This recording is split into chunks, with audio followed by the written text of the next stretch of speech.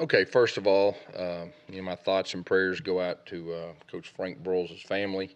Obviously a big loss for college football, a big loss for the state of Arkansas, and the fact that I grew up in the state of Arkansas, and he was a legend, somebody you could really look up to, and got a chance to, in 2010, won the Broyles Award, got a chance to spend some real quality time with him. That was very special to me, and just prayers go out to him and his family. Also, like we talked about earlier when I tweeted out that Jarrett Stidham is our starting quarterback. He's earned that. He's performed very well the last 2 weeks. He performed very well in the spring too, but like I said, we wanted to give Sean White a real chance to compete. Sean competed very well, and I think Sean is improved from last year. After two scrimmages, after a lot of different 11-on-11 situations, 7-on-7 situations, just got with Chip, and we just felt like the time was right, and he's earned the job. Sean White is our number 2 quarterback. Sean White is a guy that we have a lot of confidence in. Obviously, has won games, has performed extremely, well at a high level in this league when he's been healthy. And then, of course, Malik Willis is coming on, and like y'all know, I've bragged on him, and I think he's going to be an excellent quarterback. So, the quarterback depth right now is very high. But Jarrett Stidham's our starter. We're excited about that. I know the team's excited about that when we announced it, and he had a different step out there in practice today. As far as practice goes, we had a solid practice. Part of the time we did start working on Georgia Southern, starting to put in just the basic game plan, still working on our fundamentals and getting better, but we did start the game plan with them. Questions? Gus, what happens at the number 2 quarterback spot? Who's going to have that job? Sean White, like I just said. Yeah, Sean White's our number 2. How close is that debate? Really not a debate. I mean, Sean White, could start for a whole lot of teams in this league, and like I said, when he's healthy, I think everybody in this room has seen what he can do, and so no, he's our number 2 quarterback. But like I said, I mean, Malik is a very good player. He's impressed us, but Sean White's our number 2 quarterback, and there's really no gray to him being our number 2 quarterback. Yes, there's no injuries that necessitate you to play. Would you like to redshirt Malik? I think in a perfect world, we would. We're not really thinking that way in case you have one injury. That changes everything. So he will continue to be with, the offense and get reps and everything with that. But, like I said, you can never have enough quarterback depth, as we found the last few years. So, we've got to get him ready. After the spring and what you've seen from Jarrett these first 2 weeks, what does he do very well that you're excited about? Well, I've been talking about his leadership. That's probably the thing that's really stood out to me more than anything from the spring and the fall. Just his ability to, win his teammates over offensively, defensively. The coaches, he's a gym rat as far as football goes. I mean, he's always in the film room trying to get better. He's got an extremely strong arm. He's got a lot of skills that could be a very good quarterback. Keep in mind that, I think we also got to keep in mind that he's still an inexperienced guy. I mean, he still has some things that, he's going to need to go out on the field and play more and get used to things. And so, but, he's really impressed, Coach Lindsey, myself, and his teammates. His ability to run, we saw some at Baylor. Is he still the same type of runner in that, where something breaks down, you could pick up? Yeah, I mean, I think he's a lot better athlete than people think. I mean, he runs a 4.6. He's got a 35-inch vertical. I mean, he's pretty athletic. Where did Sean fall short in the race? What were things that you wanted him to be better at this camp? I'm not going to say it was really anything that Sean really fell short of. Matter of fact, I like I said earlier, I'm confident that Sean is better right now than he was last year. I think, there's a lot of things with his footwork and things to go. I think it's more of Jarrett. Jarrett performed at extremely high level, and so I don't think it's anything that I'd say negatively about Sean. And I think if you ask Sean that, he would say the same thing, that he's felt like he's improved and done some good things too. You figured things out, obviously, at quarterback. What about your offensive line? I know you had some good pieces and decisions. Yeah, there. you know, we still had two different lineups today. You know, we're going to get to really our off day on Thursday and really start trying to settle in. There's some really good competition going on with some veteran guys, and Coach Hand's got a couple, you know, three of our seniors that are playing two different positions right now. And so we're trying to zero in on that. But the good thing is we have depth and we got experience. Coach, could you tell us what those two different lineups were? Just go over them. Oh, gosh, you're going to ask me that question right now. I'm thinking about quarterbacks. You know, Saturday, it was very, very similar to Saturday. I think Tega was at left tackle. Darius was at right tackle. Braden played some right guard. Mike Horton was at left guard. And then Austin was at center. And then I think Braden moved out to tackle. You know, I know Markwell Harrell was in the middle of that. I know Golson played some guard. So that's the best off my memory. I don't know how, you know, completely accurate that is. But How surprised have you been by Prince's, you know? We knew Prince was phenomenal, athletic, skilled. It's just a matter of, you know, he hadn't been playing football a long time, so just understanding everything. And you know, he's very strong. He's very athletic. He's got the skill set that you look for in a left tackle. And he's hungry. You know, he's got that hunger. He really wants to play and be good. And that's really what stood out to me. He's still learning. You know, I mean, he's still learning. Gus, Jarrett first visited here the first day of fall camp last year. When did you first envision him being the starter for spring? You know, I mean, as a coach, you know, you recruit guys and, you know, you want to recruit the best players. And we knew he was a good player. And but until you actually get them on campus and start working with them, that's when you find out, you know, everything you need to know. But we expected him to be a good player. But like I said earlier, the intangible things, you know, he's really impressed me with. And, you know, he's got a good skill set too. He had said in the spring, and you chalked it up in shift to him being hard on himself. He had talked about having a lot of weaknesses as far as inexperience.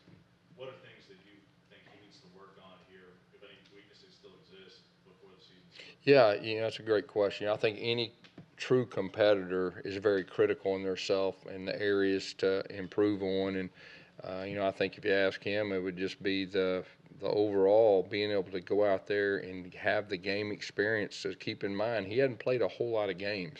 So, you know, there's going to be some learning processes that you can only do in the course of games. You know, as far as that, but there's not one area I can sit here and say, oh, he needs to improve on this. I think it's more of just a big picture area of the experience when you go out and, you know, you fine tune your overall game. Did you notify them individually this morning? Was that Yeah, something- me and Chip talked to all three quarterbacks individually, and then we told the team. Was that a And, tough conversation with Sean, just given what he's been through to kind of work himself back? you know, anytime you're a coach, I don't care what position it is, and you have good competition, you have to tell someone that they're not going to be the starter. It's not an easy thing. I will tell you this: Sean is a great competitor. Sean is a very mature, and you know he's going to do everything in his power to help this team win, and he's got to be ready. And that's what I told him too. He's got to keep preparing like, you know, he's going to play, and I expect him to do that. And you know, like I said, our quarterback position right now, I mean, I would probably put it up there with you know the other teams in the country that as far as our quality of depth. Gus, you get a lot of reps to the number 3, 4, 5, 6 running backs last two scrimmages. Do you have one or two guys there starting to step forward in that competition?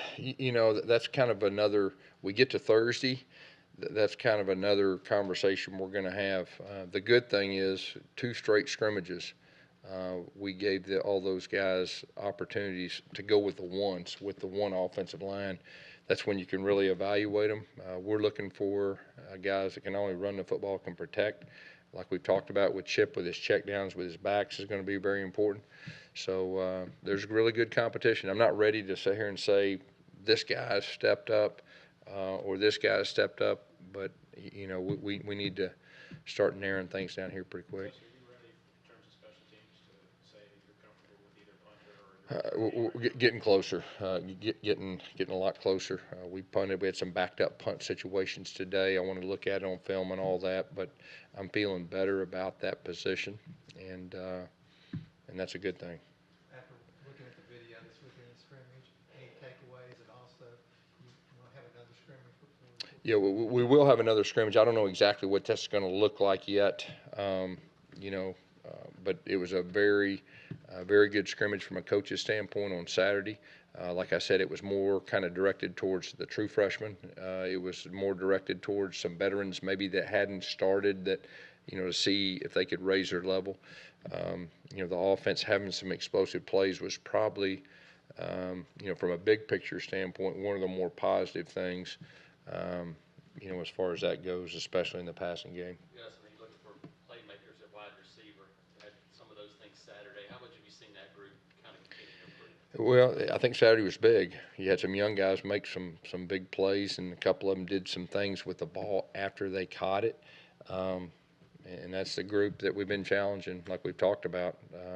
That's going to be a big key to the offense. And the offense's success, a big key is going to be the offensive receivers, stepping up. And I've seen them get better, but it's just a matter of getting out there in the game and doing it. Just the competition level there.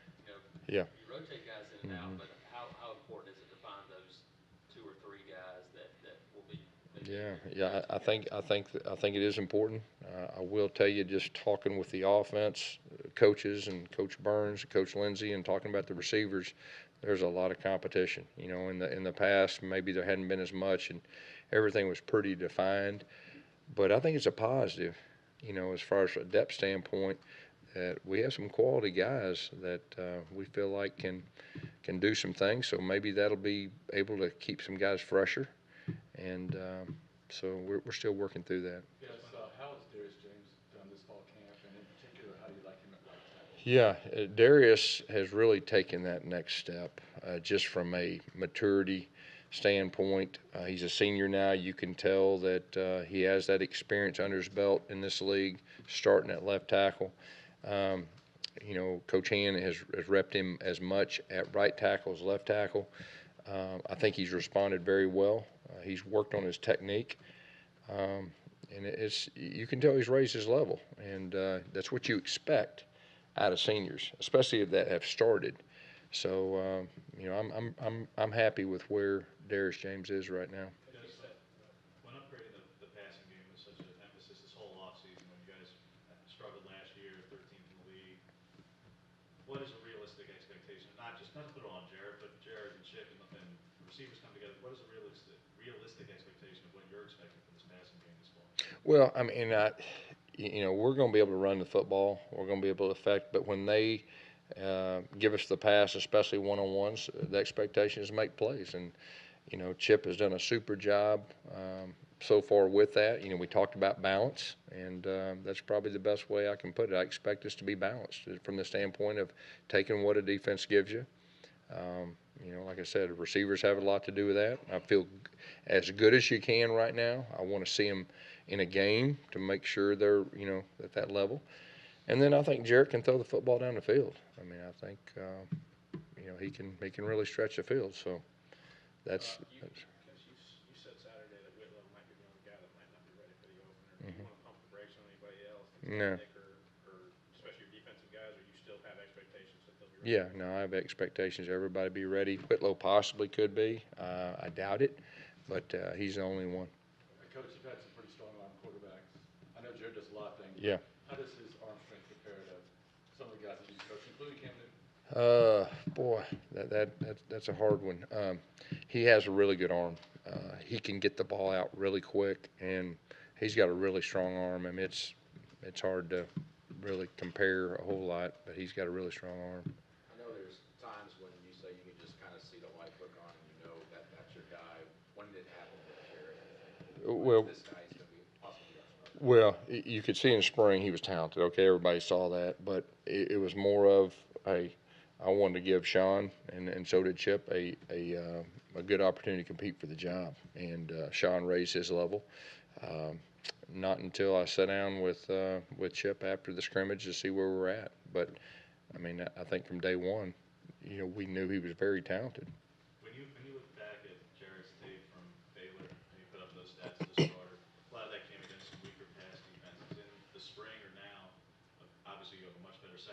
in some of the teams he played. Was it merely just practicing against the ones, or was there situations you wanted to put him in to see about tighter windows and circumstances that he just didn't face at Baylor?